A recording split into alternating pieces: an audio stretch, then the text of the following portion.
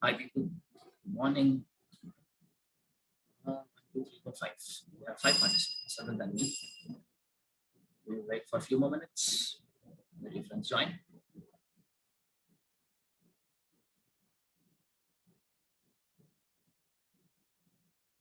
So, guys, how's it going? Any feedback? This happened in school. Anything interesting happening in anybody's life?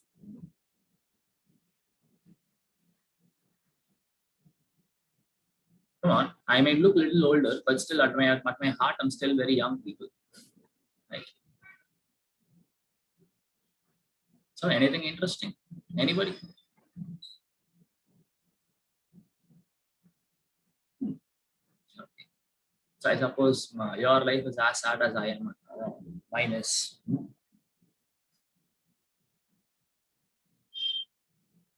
Like what? Like what? Say you um, you had a new dish. Your mom prepared a new dish. That would be very interesting for me. Like a mom tried a new dish and I had it. Something like that. Right? I saw a new say new movie. Right? I learned a new concept. I was going through some YouTube videos. It was amazing. Something regarding science. Anything, whatever comes to your mind. There is no restriction on the topic.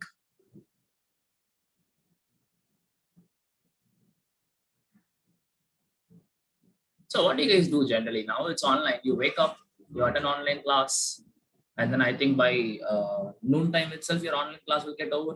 After that, what do you guys do? Oh, your exams are finished. What exams, Kana? Aditi? Oh, unit test one. Okay. Fine. That's a good news. Nice. But anyways, unit test will keep on coming, right? I think 2 weeks once, weekly once. Like these school people will never let you be free, right?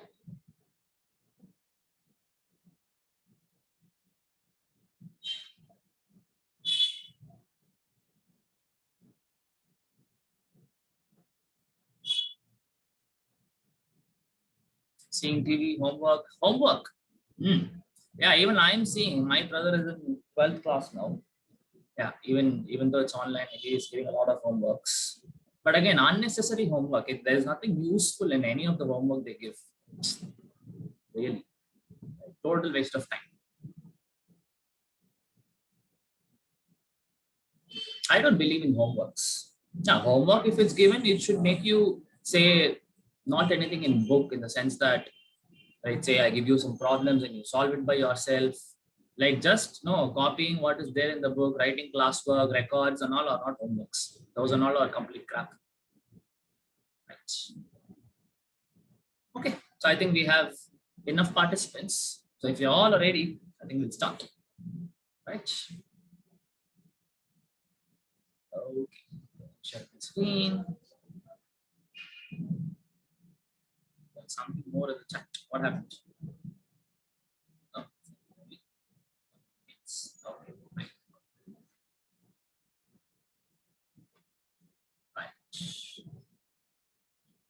So people, right? So we have been seeing this. What is this activities? Hope you all remember what and all we have been seeing. Like hope, like see, like whatever I write here, actually you can also take it down near your books if you have, guys. Okay, right, fine. We have almost finished 5 activities. Is there any doubt, people? Is there any doubt in any of the activity? First 5 activities which we saw. Anybody has any questions? Okay, fine. I have a question for you. Right. First question is, what is this 7.7H2O? What is it called as?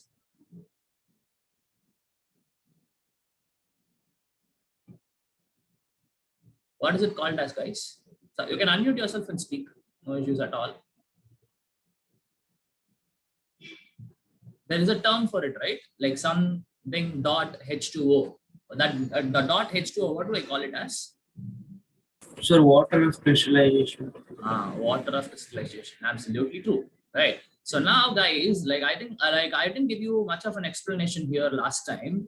Right. So everybody understood what is crystallization? Right? How do you form crystals? Everybody remembers? Anybody can say give me a brief explanation of what is crystallization first of all? Crystallization. How do we do it?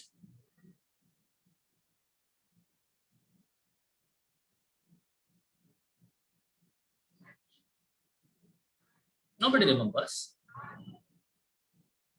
At least something should be there, sir. This I do. At least one point everybody can tell, right? So that we'll be able to make up the entire thing. So what is the first thing we'll do in case of crystallization?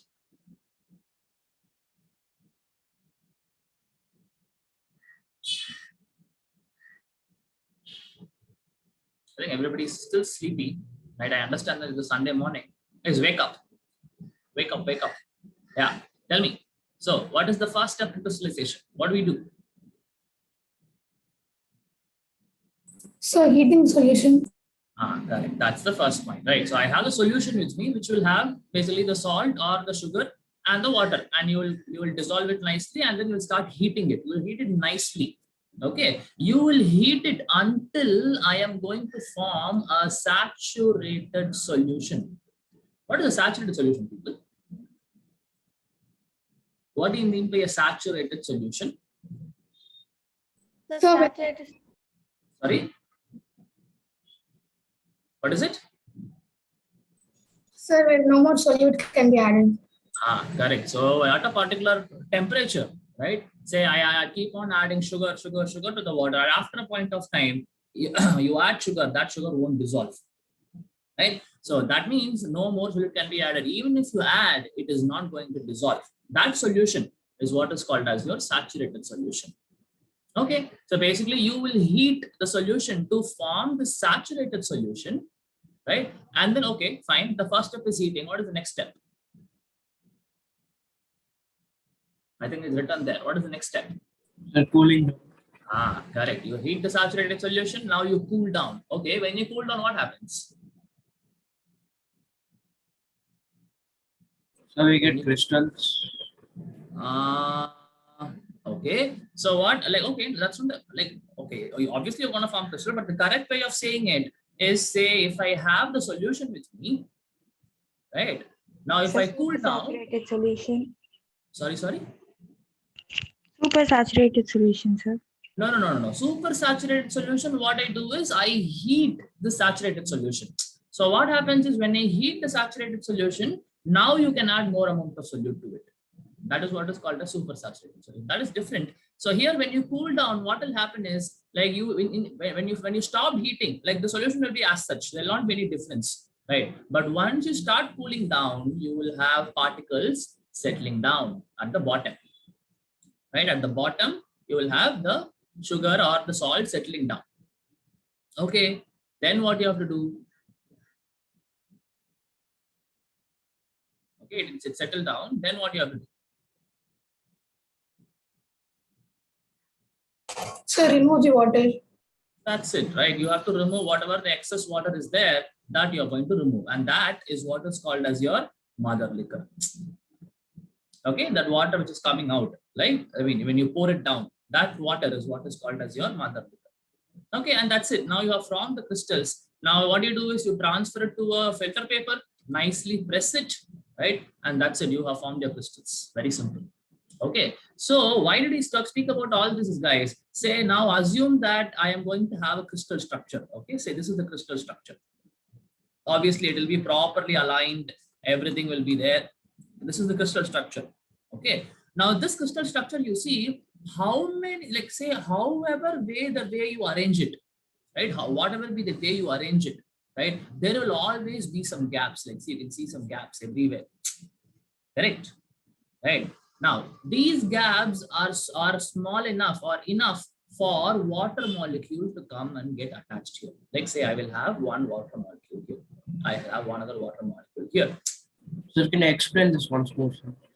Sorry. Yeah, sure. So what I'm telling is, basically crystal structure will be like this. Okay, basically all, like, say, for example, if it is sodium chloride, right? Say the first box will be Na plus, second box will be Cl minus, first box, the third box will be Na plus, the second box will be Cl minus. Like this will be keep on going. That is how the crystal structure will work. Okay, properly aligned. We know crystals are properly good shaped, nicely shaped things they are. Correct. So like assume like this. Okay, say you in whatever room you are there. Okay, now you are going to fill that particular room with tennis balls or any kind of ball for that matter. Okay, again I'm repeating. You have in whatever room you are staying, right? You are going to fill the entire room with tennis balls, right? Now that's exactly what is happening here also. Say assume that the rectangular or the square box is your room, and these whatever the rounds are Na plus and Cl minus are only the tennis balls, right? So how much ever you try, how much ever efficiently you pack, right, you will always see some empty spaces. Okay, you'll always see some empty spaces, and in these empty spaces, like say I will zoom it here. So this is what it'll be. So in between these two, I can have H2O molecules sitting inside, because H2O molecule is very small. Okay, H2O is very, very small molecule. So in these gaps, right, you will have this H2O molecule sitting there. See, it's not forming a bond. I hope you understand. It's not exactly say Na plus and Cl minus are only forming the bond. They're only together, right? H2O is just there in the empty spaces. Okay, now this H2O which is there in the empty spaces is what is called as your water of crystallization. Right, this is what is called as your water of crystallization. Okay, now what is the role of this water of crystallization? What does it do? Okay, now what it does is, guys, right, say like let me tell you this. Okay, now copper sulfate crystals you take. Okay, copper sulfate, right, you take copper sulfate will not be just copper sulfate. There will be 5 molecules of water crystallization also. So you write CuSO4 not 5H2O. This is how you write. Okay, now what is the responsibility of this water molecule? Not only in this compound, in any compound, and if it is colored, okay, if it is colored, that means the color is basically coming from H2O only. Okay, now you can ask me, sir, H2O is not even colored. How is it going to give me color? That is beyond 10th class. Okay, that is beyond 10th class. But I can prove it to you, even though you don't understand how is it imparting color. Right, I can prove it to you that it is because of this H2O only I will have color. Basically, this will be blue in color. Right, this would be blue in color. Okay, now when you heat this, guys, when you heat this, what will happen is obviously the water molecules will evaporate. Right, the water molecules will go off. So you will form CuSO4 plus 5H2O. Then this will go as water vapor. Okay, now if you see the color of this CuSO4, this will be white in color. Okay, that means what? Obviously, because of the presence of this water crystallization only, this entire structure was blue in color. But once the water molecule is gone, right, now when you heat it, the water molecules are gone, you see that you are adding, you are getting white color. Now again, you add water molecule. Right, you add water molecule to this anhydrous. Say whenever I have no moisture or no water, it's called anhydrous. I would say anhydrous copper sulfate. If I say anhydrous copper sulfate, that means there is no water molecule there. I think from the name itself you can understand. Hydrous means water. Anhydrous is opposite, no water molecule. Okay, now you have anhydrous copper sulfate. You add water to this. You just add 2 to 3 drops of water. You will see that again I'm going to get blue color. Such a beautiful thing, right? You heat it, it becomes colorless. You again add water molecule, it is going to become blue color. Right? So what do we understand is like the water crystallization is responsible for imparting color. How, why, all these questions we'll try to answer maybe when we come to 12th class. Okay, right? So I think this is where we stopped last class, right?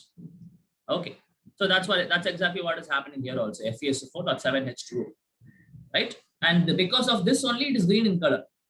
Okay, now you see what is happening when you heat it, right? Actually, the water molecule, they didn't mention the water molecule, but if you just heat it to just enough to remove the 7 water molecule, this green color, I know this is green in color, right? That will again become colorless. Okay, anyways, no problem.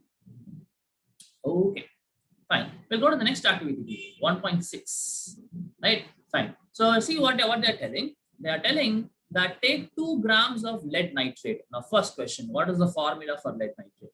Quickly you have to tell me.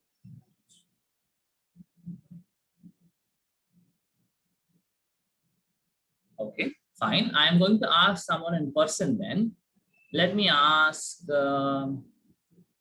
okay, fine. Fine. Durlab, are you there, Kana? Durlab? Yes, sir.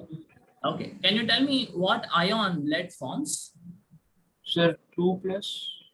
Okay. Pb2 plus. Absolutely. Okay. Fine. Harita, are you there, Kana? Yes, sir. Can you tell me what is the formula for nitrate ion?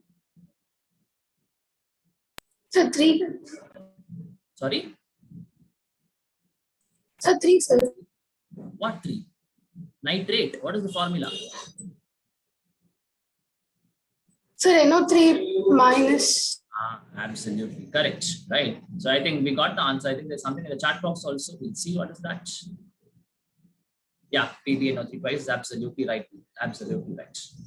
Okay, right. So as people said, right, it's very easy. I have Pb2 plus and NO3 minus. So this will come here, this will come here. So I'm going to form PbNO3 twice. That's it. That is the formula for lead nitrate. Okay, fine. So we'll see what are they doing with lead nitrate. Okay, so they took 2 grams of lead nitrate powder in a boiling tube. Basically, they're going to boil it. Okay, so now what they're doing is hold the boiling tube with a pair of tongs. Tongs is like your ED key in your, like, I don't know how many of you. Everybody knows what is ED key, guys? Yes, sir. Okay, fine. Hope all of you are like, everybody knows how to speak Tamil. If that's not the case, I don't know how do you call it, a handler. Okay, if that's what you call it. Okay, so this they are going to hold it, that boiling tube, right, and they're going to heat it, right. They're telling that they are heating it over a flame, right. What do you observe? Okay, guys. Now first tell me, when I heat this molecule, first we'll not care about what kind of product we are going to get. First tell me, what kind of reaction do you expect to happen? We have 4 types, right? What type of reaction do you expect to happen? Decomposition. Absolutely right. So The whenever you decomposition. have, yes, absolutely right. So whenever you have one compound, guys, and that one compound, if they say that they're going to heat it, you can blindly say that it is going to be decomposition reaction. Okay, right, fine. So now when you heat lead nitrate, what is going to happen? That's the next question. I mean, when lead nitrate gets decomposed, right, what are going to be the product? Is the next question, right? Now please remember, people, any nitrate, like any metal nitrate, right, on heating will give a metal oxide plus NO3 gas. NO3, right? NO2, sorry. This is NO2, right? Any metal nitrate on heating will give metal oxide plus NO2 gas. Okay. So now I need to have, so metal nitrate here, the metal is lead. So I have to form lead oxide. What will be the formula? First tell me. Lead oxide, what will be the So formula? PBO. PBO, sir. PBO. Correct. So I have Tb2 plus, and I know oxygen is going to form O2 minus, 2 gets cancelled. So obviously it is going to be Tb. Absolutely. Right? TBO plus NO2. This is what is going to happen. Right? And this NO2 will be a gas, obviously. This is nitrogen dioxide gas. Okay? Right. Now, this nitrogen dioxide gas, there is something special about it. Okay. Now, what is special about it is this nitrogen dioxide gas will be in the form of brown fumes. What do you mean by fumes? Nothing but a very, if I have to say fumes, what example can I give you? Excuse me. Fumes example, nothing is coming to my mind. Okay, basically fumes are very dense gas. Okay, like very highly dense gas is what is called as fumes. Okay, I can tell this. I don't know whether you have used acids for cleaning your toilets. I don't know, or even if your parents have used, I don't know whether you have seen it, right? But once you put acid on the toilet, you will see that a lot of gases are going to come out. You will not even able to breathe it. Very strong smell will come, right? So that is what we call it as acid fumes. Right. Same way, this NO2 gas, what you see here is going to be in brown color. Basically, NO2 gas is brown in color. Okay, and basically it is going to be a brown colored gas. So this is what you are going to observe, right? And that's what is given here also. See, you will observe the emission of brown fumes, right? Now, why brown fumes are formed? Because nitrogen dioxide gas is coming out. Okay, NO2 gas, nitrogen dioxide, 2 oxygens, 1 nitrogen, nitrogen dioxide. Okay, right. I think they are given the reaction also. Okay, and okay, I forgot one thing. Oxygen also produced. Okay, PbO plus NO2 plus O2. Right, this I missed there. Okay, PbO plus NO2 plus O2 is what is going to form. Done.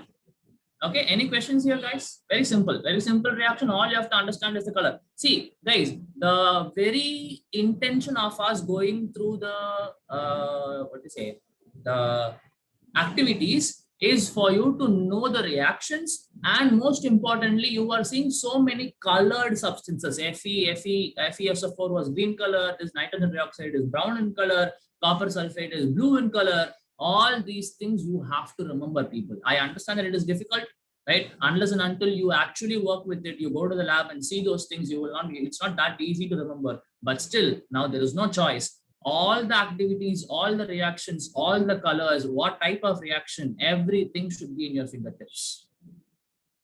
Okay, right? Fine, cool. Now, we'll see what is this. Okay, some big thing, right? Okay, fine. So we'll see what are they doing here. Take a plastic mug. Okay, fine. Take a plastic mug, drill 2 holes. So basically the holes are here, 1 hole, 2nd hole. They are drilling 2 holes. Okay, and at the base, and fit its rubber stopper in these holes, basically. Okay, fine. Okay, right. Insert carbon electrodes in the rubber stopper. Guys, what you see here, that black color thing you're seeing, right? The 2 black color thing, these are made out of graphite. Okay, we know graphite is a form of carbon. You would have studied allotropes of, you've been studying, you're still in 10th. Okay, so basically carbon can exist in different forms. One is diamond, the other one is graphite. There is one more thing called Buckminster fullerenes. But again, I think graphite you should have at least heard before. It's a form of carbon. Like what you use in your pencil tips, that black color thing is again graphite. Okay, fine. So this rods, or say this black color thing, is what is my graphite rods. Okay, fine. Now they are connected to the 6-volt battery. Right, you see this graphite rod is connected to a 6-volt battery. Okay, fine. Now fill the mug with water. Obviously, they're filling the mug with water such that the electrodes are immersed. Yes, they should be immersed. The electrode should be completely inside. Okay, then you add a dilute sulfuric acid.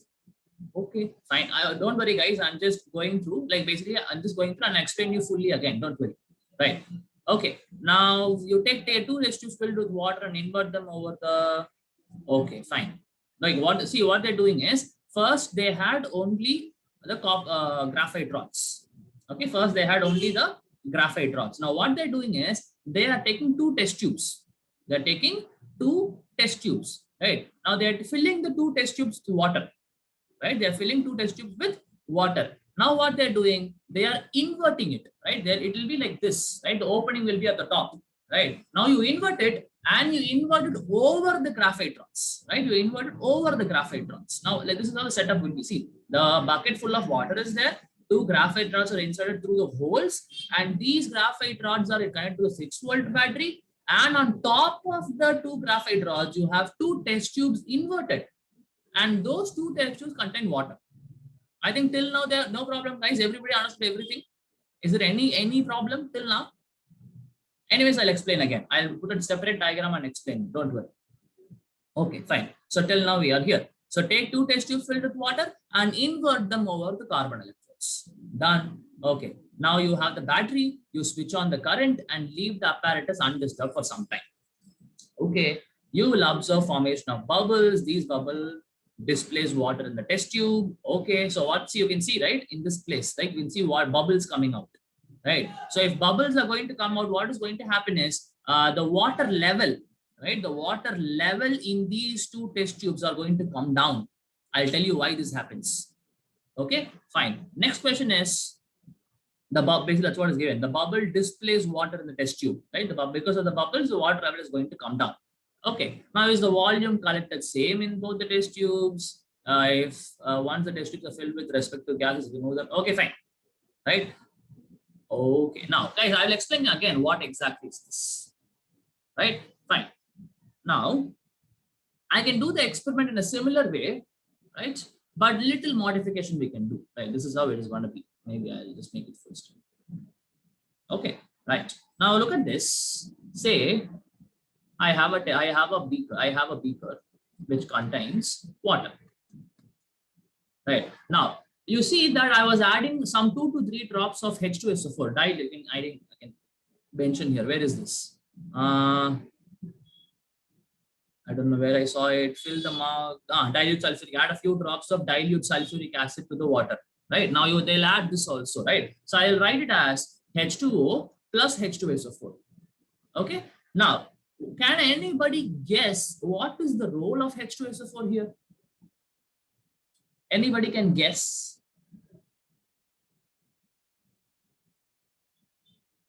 Even if you don't guess, increase the conductivity. absolutely. Right. So water, now you see you are using current, battery, everything is flowing through the water molecule. Correct. Everything is flowing through the water molecule. Correct. So now I know water is a very bad conductor of electricity.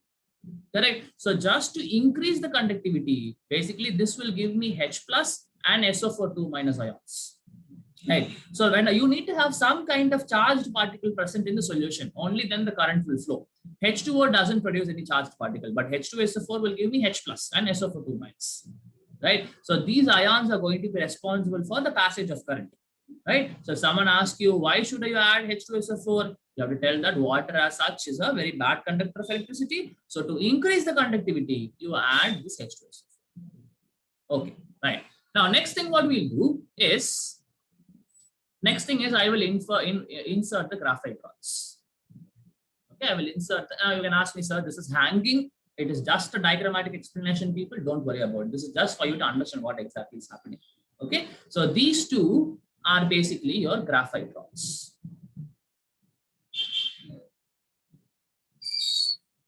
And that is also a graphite rod. Okay. Now, next thing what will you do is you will connect it to the battery. Okay. Now, negative terminal, positive terminal, negative terminal, positive terminal. Now, okay. Now, before we move on to see what exactly is happening here. Okay. Now, please understand, people. The thing which is connected to the negative. Okay, guys, you know the representations, right? This is negative terminal, and the bigger line is positive terminal. Everybody knows it. Is there any problem with that? Okay, everybody knows, right? Okay. Cool. So now this negative terminal is connected to this particular graphite rod, and the positive terminal is connected to this particular graphite rod. Okay. So whichever graphite rod is connected to the negative terminal is what is called as your cathode, and whichever is connected to the positive terminal is what is called as your anode.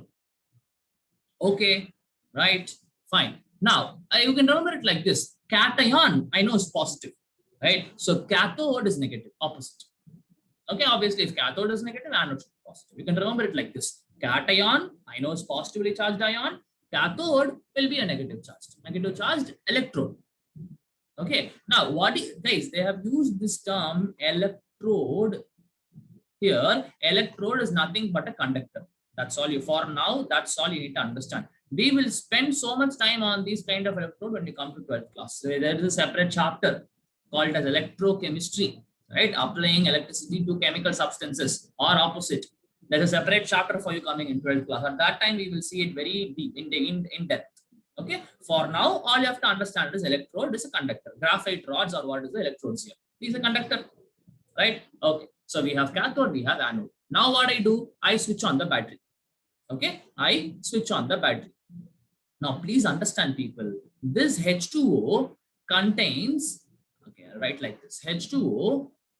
Now, when you apply electricity, what will happen is H plus ions and OH minus ions are produced. You can understand, right? H2O will dissociate into H plus and OH minus. No issues? Okay. Now, you see there is positive ion and there is negative ion. Okay. Now, these ions are going to move towards their oppositely charged electrodes. Again, repeat the statement. Right? These ions are going to move towards the oppositely charged electrode. What do I mean by this? That means I have a positive charge here. H plus is a positive charge. It is going to move towards the negative electron, correct? Because positive and negative only will attract, correct? So this H plus will move towards your cathode. Can I say that? Because I told you cathode is only negatively charged. It is connected to the negative terminal of the battery, right? Same way, OH minus ions will move towards the anode. Done. Okay, right. So what is going to happen, people? This H plus, right? Now I'd say at cathode, we'll see what is going to happen, right? The H plus ions are going to move towards the cathode. Okay, right. So H plus ions are there at the cathode. Now what is going to happen? Now you see, guys, this cathode is connected to the negative terminal of the battery. That means it has a high amount of negative charge. That is accepted. Can you tell me what will be the negative charge there? What is the negative charge are we talking about? I mean, I'm talking about the graphite rod, right? It is connected to the negative terminal of the battery. I am telling you that this is going to have high amount of negative charge. What is that negative charge are we talking about?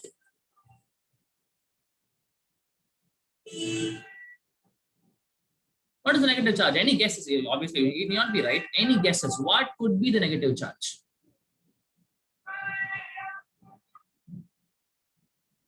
No guesses? So something related to electric charge. Yes, correct. Something, say, when I say electric current is flowing, what exactly is flowing there?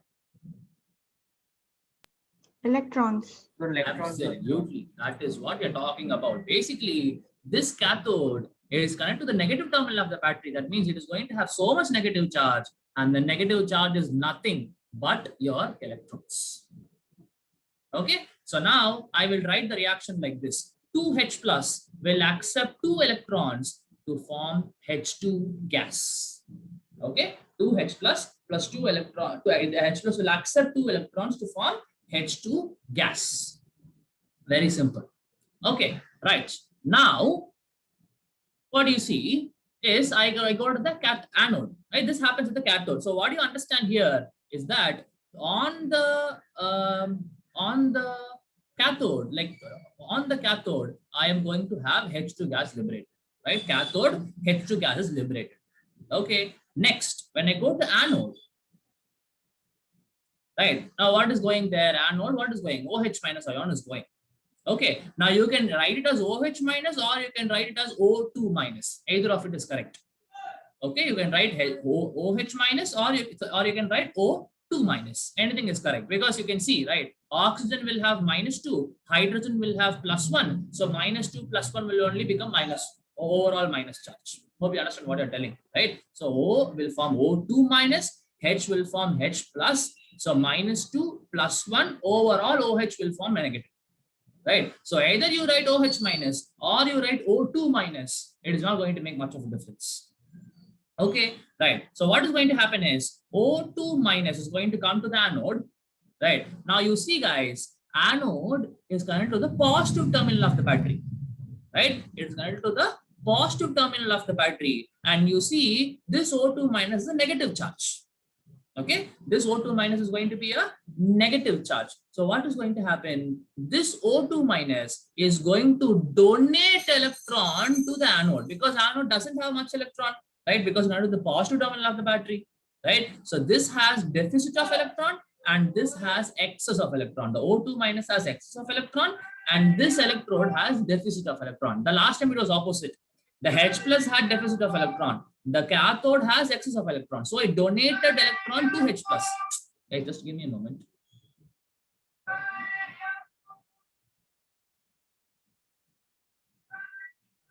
Let the background noise go. Someone is selling something on the road. Okay, right. So what I was telling is, oxygen contains more number of electrons, and this positive electrode, that is anode, it doesn't contain electron, it is deficit of electrons. So this oxygen is going to donate electron to the anode. Okay, now I can draw it like this. Say 2 O2 minus molecule will donate 2 electrons to the anode, and it is going to form O2, oxygen gas. Very, very easy. Is it not? right? There is positive, there is negative charge. You remove the negative charge, what will happen? Neutral. Same way, you had a positive charge, you add negative charge, again neutral, right? So the thing is, guys, in the same setup, right? The same setup, I just modified it like this because you will understand, right? So what you understand here is at the cathode, you have H2 gas coming out, and at the anode, you have O2 gas coming out. That is all you have to understand, right? And how this is happening? Because of the passage of electricity. First, the passage of electricity will split H2O into H plus and OH minus, and this H plus and OH minus will move towards their oppositely charged electrode. H plus will move towards the negative electrode, that is cathode. OH minus will move towards the positive electrode, that is anode, and they will accept electron, lose electron, everything will happen, and they will eventually form H2 and O2. That's all you need to understand, right? So the bubbles, right? They're talking about the bubbles here, right? The bubbles is nothing but H2 and O2 gas. Okay, the bubbles are nothing but H2 and O2 gas. Okay, right. Now, guys, if I write the overall equation, right? If I combine these two equations, right? A cathode equation and the anode equation, the overall equation is like this. H2O is going to produce H2 plus O2. As simple as that.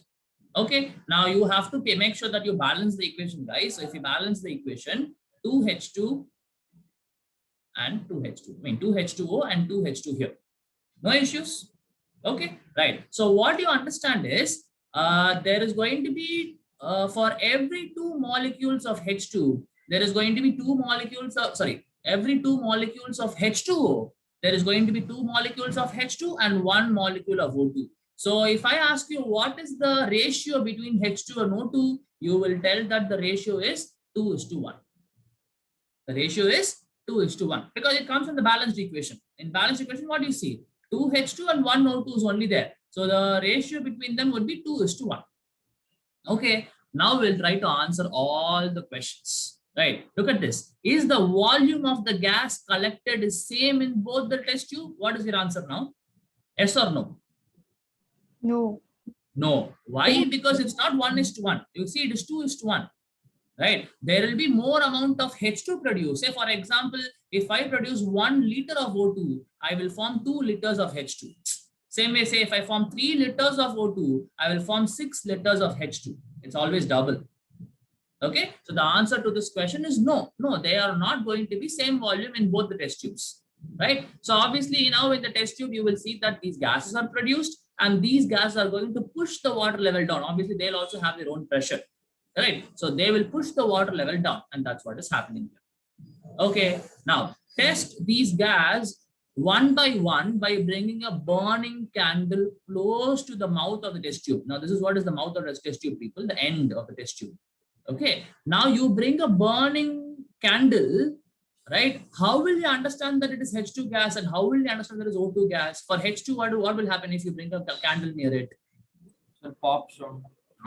That's why we studied that before itself, right? For H2, when I have a burning matchstick or burning candle or whatever it is, right? I am going to have a pop sound created. And this is for H2, right? And for O2, what will happen? O2, any idea what will happen if you bring this thing near O2? Sir, it will burn more, sir. Correct. It will burn more. Yes, because oxygen is a supporter of combustion, right? It is a supporter of combustion, right? So to answer this question, also you can understand. Test these gases by one by bringing a burning candle. If it's a H2, I'm going to have pop sound. If it is O2, I'm going to have more and more amount of burning happening. Okay. Sir, right now you can. Sorry, yeah, tell me, Kanna. Sir, how did we get OH? Sir, how we wrote OH is equal to O2, sir? Okay. Now, if at all I have to write the proper equation, let me tell you like this. Okay, say OH minus will accept 2 electrons. Say 2 OH. Oh, no. I do not accept electron. It will.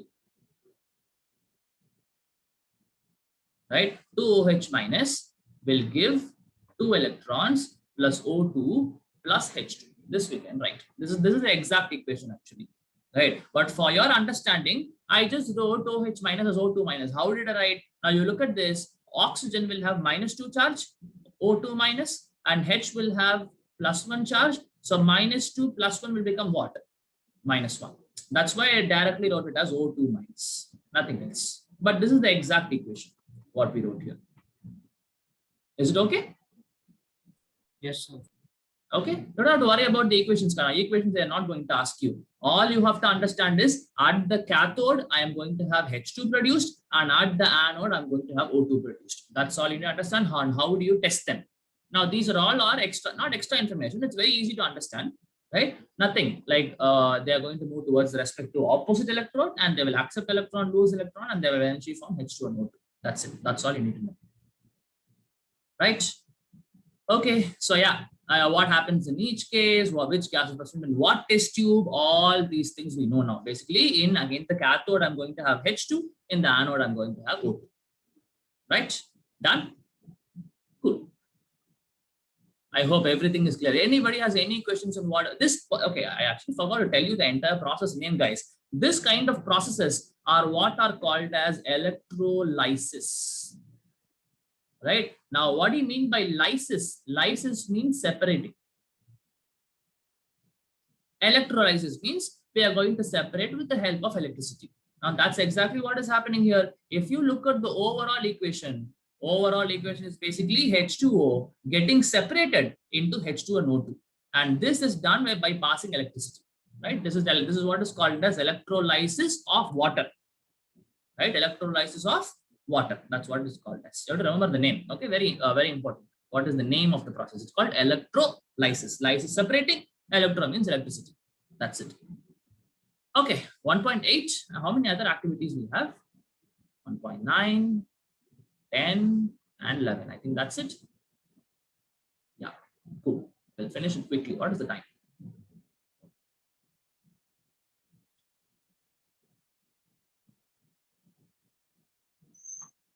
Okay, now this is going to be a very easy thing, guys. Okay, now take a look at this.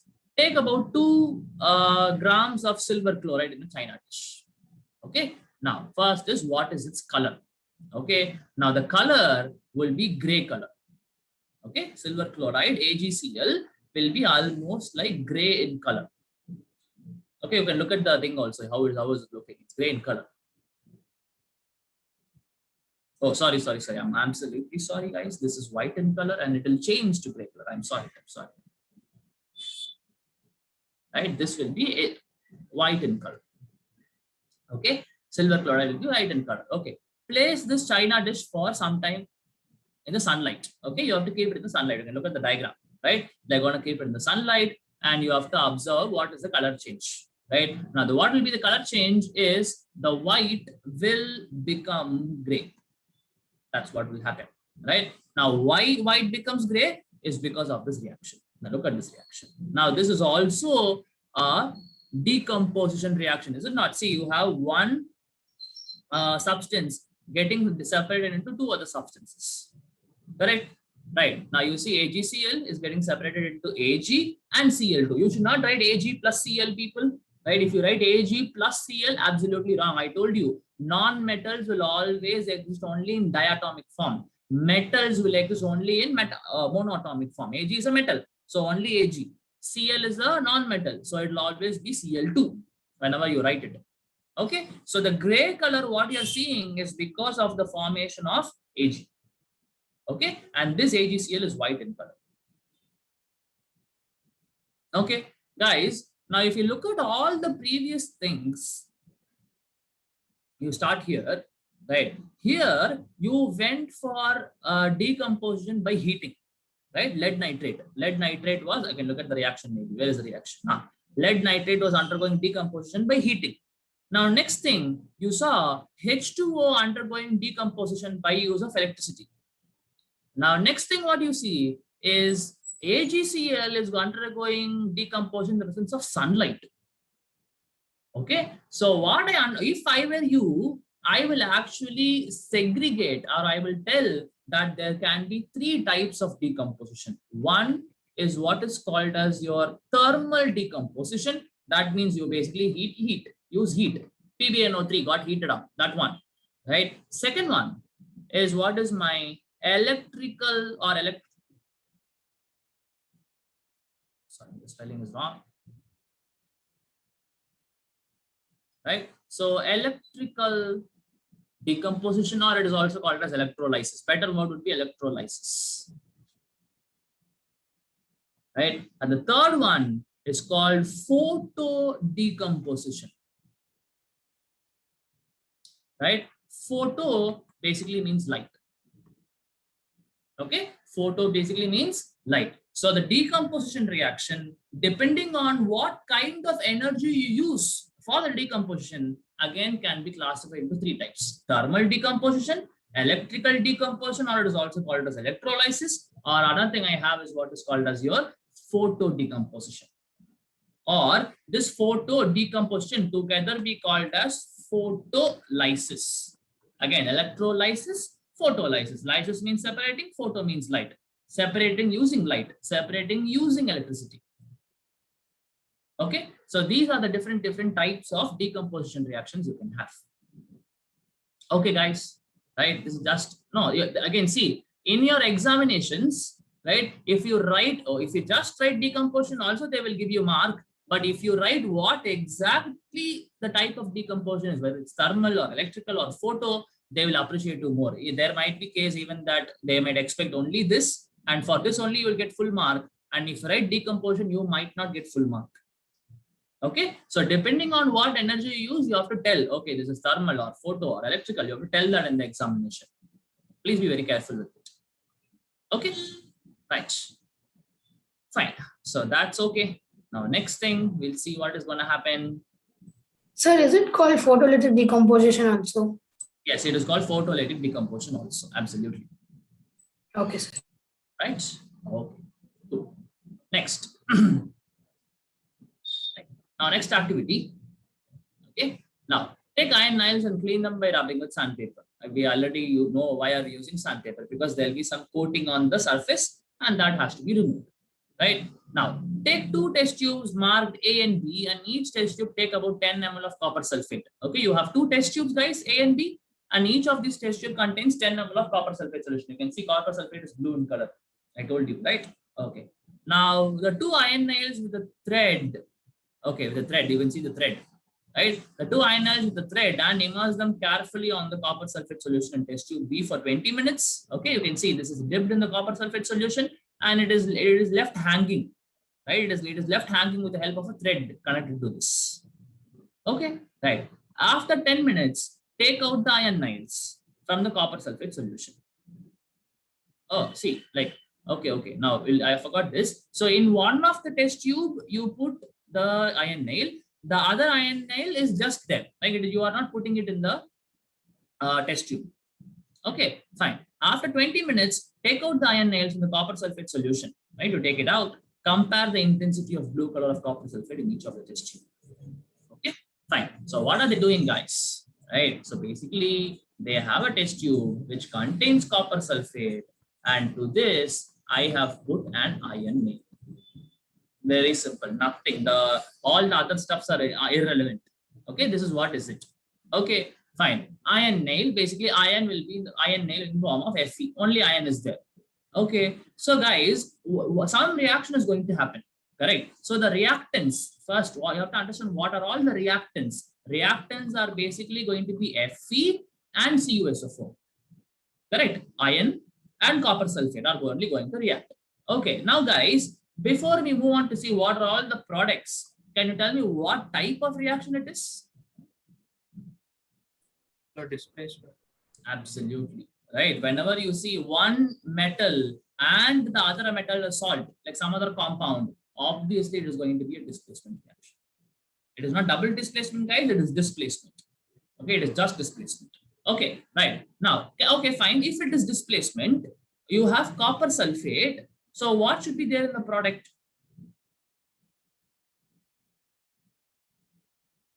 Iron sulfate. Correct. Iron sulfate, right? Copper sulfate, sulfate ion is now with copper. Now iron is more reactive than copper. Remember this. Okay, iron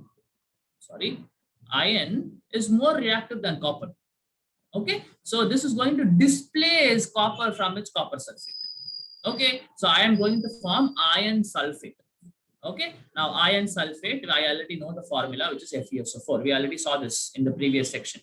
Okay, iron sulfate is FeSO4. Another one is what? What is the other product? Other product? Cu, sir. Sir, copper. Absolutely. This is going to come out. Copper is going to come out. Right. Now, this is what is going to happen. Now, guys, I already know this is blue in color. Copper sulfate is blue in color. Okay. Now, blue in color. Now, if I put Fe and after 20 minutes, now look at this. After 20 minutes, take out the iron nails from the copper sulfate solution. Okay. Compare the intensity of blue color of copper sulfate in A and B. Basically, you have another copper sulfate which doesn't have any iron nail, which will obviously be very like blue in color. Now, right? But this copper sulfate, after the iron nail is kept, definitely this blue color fades. Why? Because it is not anymore copper sulfate. It is basically going to be iron sulfate, right? And iron sulfate, what is the color, people? Let me see who will. Whitish blue. Whitish blue? Iron sulfate? Sorry, sir. I said the like color of the. Yeah. activity. This will be whitish blue. Absolutely. The blue color will fade. This will be a very dark color blue. This will be a very faded blue color because this reaction is happening. Like basically copper sulfate is not anymore there. It is basically going to be iron sulfate. Now I'm asking, what is the color of iron sulfate? Sir, light green. Yes, green. Right, but you will not see so much green color there because this blue and green will form some other kind of color, right? But yeah, this is green color. So what you have to understand is in the test tube where you didn't have the iron nails, there will be proper blue color. But in the this thing where you have put the iron nail, obviously the blue color fades. It will be a lesser blue, a whitish blue, if at all that's what you want to call it, right? A whitish blue, if that's what you want to call it. Okay, why this happens? Because the reaction is happening. Iron is more reactive than copper. Displacement reaction is going to happen. As simple as that. Right? Any questions from this? So that's what I think. Iron, oh yeah. Are they given the reaction? Yeah, look at this reaction. Right? Fe plus CuSO4 gives FeSO4 aqueous plus Cu solid. Guys, it's better that you put this aqueous solid and all. It is better that you put it. Okay. Right, next question. Next activity. Iron nails in copper sulfate solution compared. Okay. Maybe this is whitish blue and this is the proper copper sulfate. Okay, fine, no issues. Right, now these are other displacement reactions. Okay, fine. Double displacement. Okay, now we'll take it to do the activity again. Right, cool. So, okay, they are taking 3 ml of sodium sulfate and on one test tube, and another test tube say take 3 ml of barium chloride, and you mix these two solutions. As simple as that. Okay, first thing, what is the formula for sodium sulfate? Okay, before that, what is the ion? What is sulfate ion's formula? Sulfate SO4 SO4? 2 minus. SO4 2 minus. That is what is sulfate ion. And sodium ion? Na plus. plus. Na plus. That's it. Now you will shift up this. So basically you have Na2SO4 as the formula for sodium sulfate. Okay. Now the other thing they are using is barium chloride, is it? Take another test tube of barium chloride. Okay, fine. Now barium forms what ion?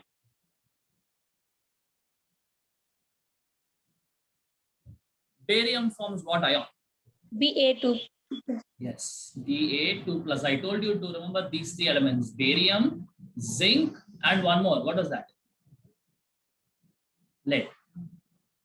Right? Barium, zinc, and lead. All of them will form 2 plus. Correct? Okay. So I have Ba2 plus. What is chloride ion? Chloride minus. Cl minus.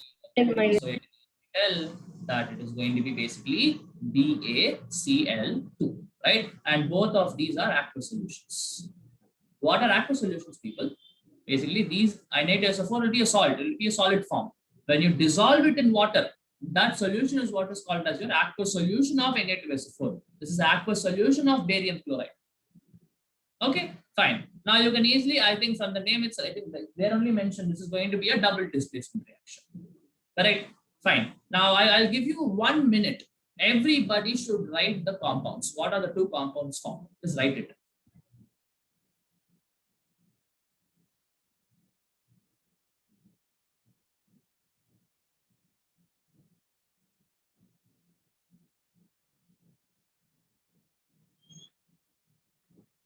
So now it's everything is going to be displaced. Cation of this, anion of this, cation of this, anion of this are going to get attached.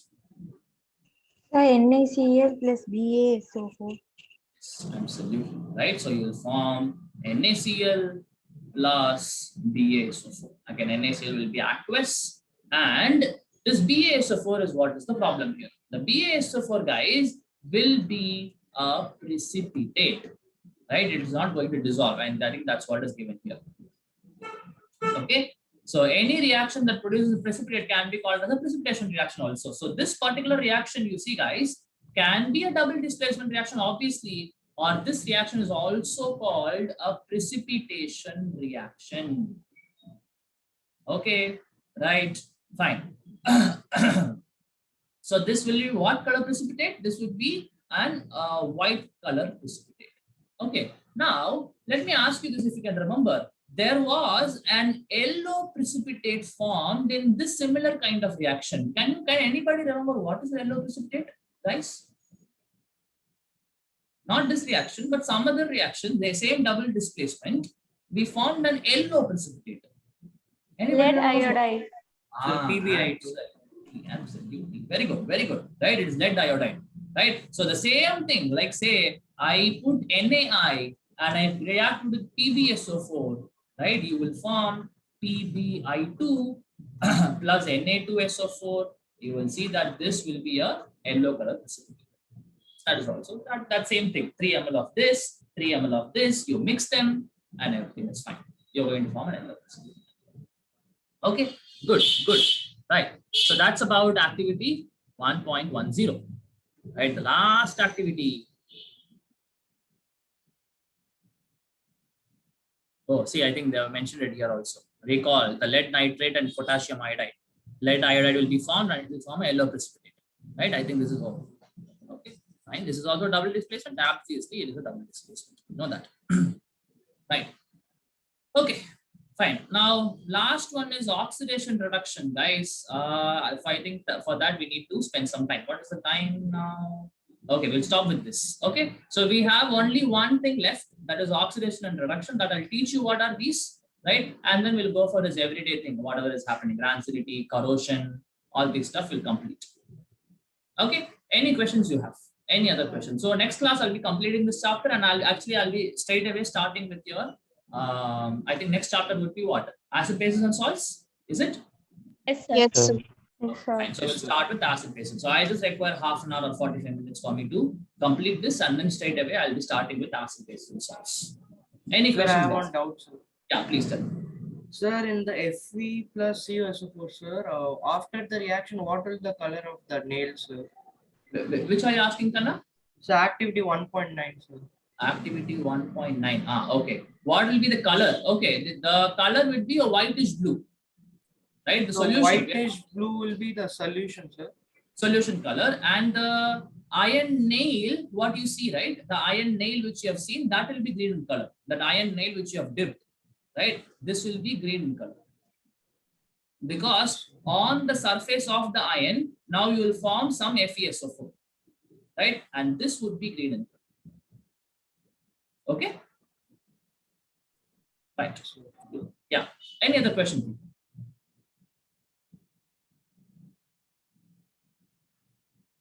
Oh, that's actually there.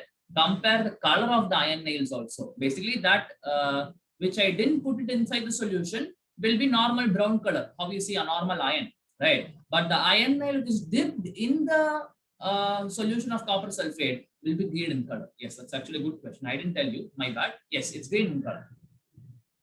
Okay, any other question, people? Okay, if that's the case, I think we'll wind up. Right, so we will see in next week's variant. Yeah, okay, fine. Right? We will see in what happened. Okay, we'll see next class. Okay, thank you so much, people. It was a very nice class. Thank you, sir. Thank you. Thank you, sir. Thank you, sir.